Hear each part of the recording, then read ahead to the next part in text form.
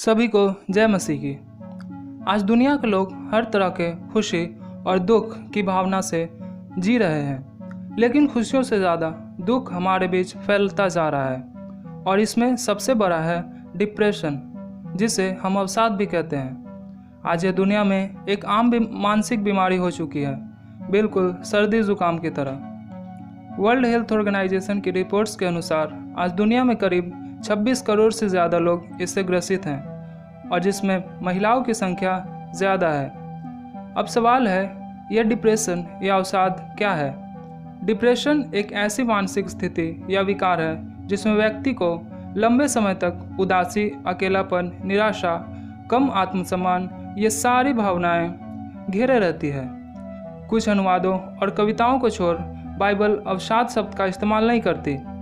इसके स्थान पर मायूसी, उदासी, अशांति, परेशानी इत्यादि शब्दों का इस्तेमाल अधिक हुआ है। इसलिए यह सिर्फ आज की बात नहीं है, बल्कि सदियों से आम तथा महान लोग इससे पीड़ित थे।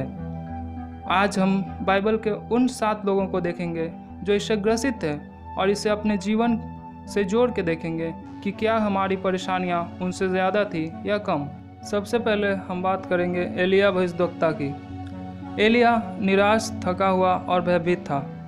बाल के भविष्यद्वक्ताओं पर आध्यात्मिक विजय पाने के बाद परमेश्वर के इस शक्तिशाली दास को डर था और वह अपनी जान बचाने के लिए भाग रहा था, क्योंकि इजेबेल उसका प्राण का प्यासा बन चुका था। पहले राजाओं 19वें अध्याय के 4 वचन में लिखा है, वहाँ उसने यह कहकर मृत्यु मांगी, हे यहोवा, अब मेरा प्राण ले ले, क्योंकि मैं अपने पुरखाओं से अच्छा नहीं हूँ। एलिया, जो इतना सामर्थी था, भय ने उसे इस तरह घेर लिया कि वह मृत्यु मांगने लगा। इसके बाद हम योना की बात करते हैं। योना का क्रोध और उसका परमेश्वर से दूर भागना। जब परमेश्वर ने योना को निनवे जाने को कहा ताकि वो वहाँ के लोगों को यहोवा का प्रचार करे, तो वह भाग गया, लेकिन रास्ते में उसकी नाव एक भयंकर तूफान में फंस गई और वहाँ मौजूद लोगों ने योना को समुद्र में फेंक दिया। पर परमेश्वर ने उस पर दया की और वह एक विशाल मछली के भीतर चला गया और 3 दिन तक वहीं रहा। परमेश्वर ने उसे दूसरा मौका दिया था और योना ने प्रचार भी किया।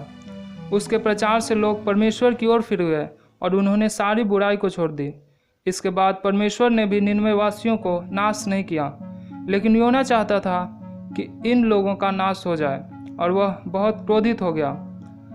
योना के पुस्तक 4 अध्याय के 3 वचन में उसने कहा, हे यहोवा, मेरा प्राण ले, क्योंकि मेरे जीवित रहने से मरना भला है। क्रोध और अवसाद उस समय भी लोगों पर हावी थी। जैसे योना ने यहाँ तक कह दिया कि क्रोध से मेरा मरना अच्छा है। अगला हम देखते हैं अय्यूब। अय्यूब, जिसने महान नुकसान, तबाही और बीमारी को सहा। अय्यूब बहुत ही भला और धर्मी व्यक्ति था, पर उसने अपना सब कुछ खो दिया था। उसके बच्चे अचानक से मर गए और वो बीमारी में पड़ गया।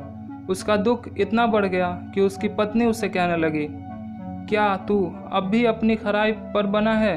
परमेश्वर की निंदा कर और चाहे मर जाए तो मर जा। पर अय्यूब परमेश्वर पर संपूर्ण हृदय से विश्वास करता था और वह अपने विश्वास में बना रहा, पर उसका जीवन अवसाद में बीतता रहा। उसे बहुत तकलीफ का सामना करना पड़ रहा था। अय्यूब की पुस्तक 3 अध्याय के 26वें वचन में लिखा है, मुझे न तो चैन, न शांति, न विश्राम मिलता है, परंतु दुख ही दुख आता है। अय्यूब अपने जीवन के अधिकतर समय में अवसाद में रहा, पर परमेश्वर ने उसे फिर बहुतायत से आशीष भी दी। अब हम बात करते हैं मूसा की। मूसा अपने लोगों के पाप पर दुखी था। मूसा एक अगुआ होकर अपने लोगों को मिस्र देश से इज़राइल ले जा रहा था, मगर उसके अपने ही लोग उस पर हमेशा दोष लगाते और कुरकुराते थे।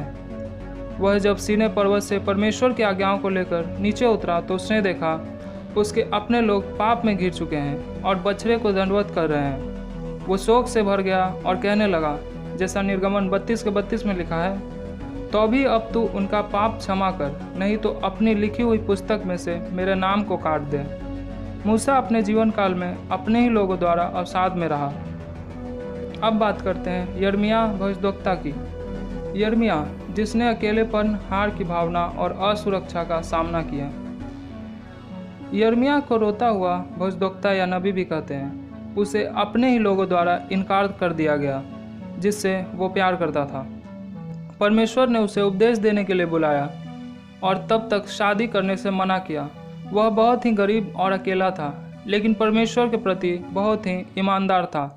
पर अपने जीवन में उसने भी उदासी और नाकामी को सहा और अवसाद में आकर यिर्मयाह अपनी पुस्तक के 20वें अध्याय के 14वें वचन में कहता है, श्रापित हो वह दिन जिसमें मैं उत्पन्न हुआ, जिस दिन मेरी माता ने मुझको जन्म दिया वह धन्य न हो। उसी अध्याय के 18वें वचन में वो कहता है, मैं क्यों उत्पात और शोक भोगने के लिए जन्मा और कि अपने जीवन में परिश्रम और दुख देखूं और दिन नामधराई में व्यतीत करूं। यिर्मयाह भविष्यद्वक्ता भी इस अवसाद से नहीं बच सका। अब बात करते हैं दाऊद की। दाऊद परेशान था और गहरी निराशा से जूझ रहा था। बाइबल की महान पुरुषों की बात की जाए तो दाऊद उनमें से एक था। दाऊद अपने बुद्धि और समझ के लिए जाना जाता था, लेकिन भजन संहिता के कई वचनों में वो अपने पीड़ा, अकेलापन, शत्रु के डर और पाप के प्रति अपने रोने को लिखता है। अन्य जगहों पर दाऊद का उसके कमजोरियों को जानना हमें भी अपने दुखों से लड़ने में मदद करती है। जैसे भजन संहिता 38वें अध्याय के 4 वचन में हम देखते हैं, लिखा है, क्योंकि अधर्म के कामों में मेरा सिर डूब गया और वे सारी बोझ के समान मेरे सहने से बाहर हो गए हैं। यानी दाऊद राजा भी अपने उन कामों से बहुत परेशान हो चुके थे जो उन्होंने भूतकाल में किया था। हम उसकी गहरी वेदना को भी देखते हैं जब उसके पुत्र मर जाते हैं, जैसा दूसरे शमूएल के 12वें अध्याय में है। वह दुख में इतना घिर जाता है कि 16वें वचन में लिखा है, वह रात भर भूमि पर पड़ा रहता है और दुख उसे घेरे रहती है। अब बात करते हैं आखिरी महापुरुष की, और वो थे स्वयं प्रभु यीशु मसीह। मसीह भी इससे गुजर चुके हैं। यीशु मसीह जानते थे कि उनके साथ क्या होने वाला है। उन्हें पता था कि परमेश्वर ने उन्हें एक कठिन मुश्किलों भरे सफ़र में भेजा है और ये हमारे लिए हुआ ताकि हमारे पापों की क्षमा ही हो। हमारा मसीहा प्रभु हमारे पापों का मूल्य चुकाने के लिए तैयार थे, पर यह इतना आसान नहीं था। यशायाह भविष्यद्वक्ता ने प्रभु यीशु मसीह के विषय में भविष्यवाणी की थी, जैसा यशायाह की पुस्तक 53 अध्याय के 3 वचन में लिखा है, वह तुच्छ जाना जाता और मनुष्यों का त्यागा हुआ था। वह दुखी पुरुष था, रोग से उसकी जान पहचान थी और लोग उससे मुख फेर लेते थे। वह तुच्छ जाना गया और हम ने उसका मूल्य ना जाना।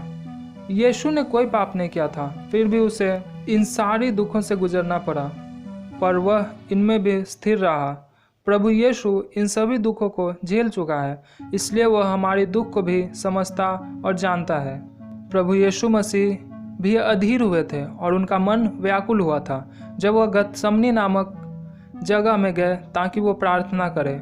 मरकुस रचित सुसमाचार के अध्याय 14 वचन 33 से 36 में हम देखते हैं इसके विषय में लिखा है, और वह पतरस और याकूब और यूहन्ना को अपने साथ ले गया और बहुत ही अधीर और व्याकुल होने लगा और उनसे कहा, मेरा मन बहुत उदास है, यहाँ तक कि मैं मरने पर हूँ। तुम यहाँ ठहरो और जागते रहो।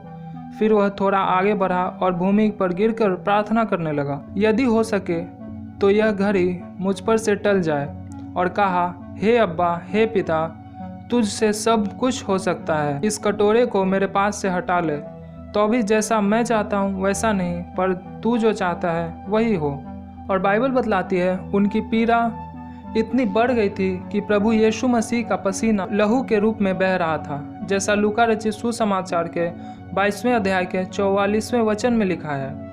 वह अत्यंत संकट में व्याकुल होकर और भी हार्दिक वेदना से प्रार्थना करने लगा और उसका पसीना मानो लहू की बड़ी बड़ी बूंदों के समान भूमि पर गिर रहा था। इन सभी कहानियों में हमने एक बात देखी, परमेश्वर सबके साथ सदैव थे। और भजन संहिता 34 के 18वें वचन में लिखा है, परमेश्वर यहोवा टूटे मन वालों के समीप रहता है और पिसे हुओं का उद्धार करता है। इसलिए हमें अपने दुख में भी प्रार्थना और प्रभु की महिमा करनी चाहिए, क्योंकि उस समय भी वो हमारे पास ही होता है। परमेश्वर इन वचनों के द्वारा आपके जीवन में आशीष दे, और अगर आप इन सभी चीज़ों से अवसाद से जूझ रहे हैं तो वो आपको बचाए। आमीन।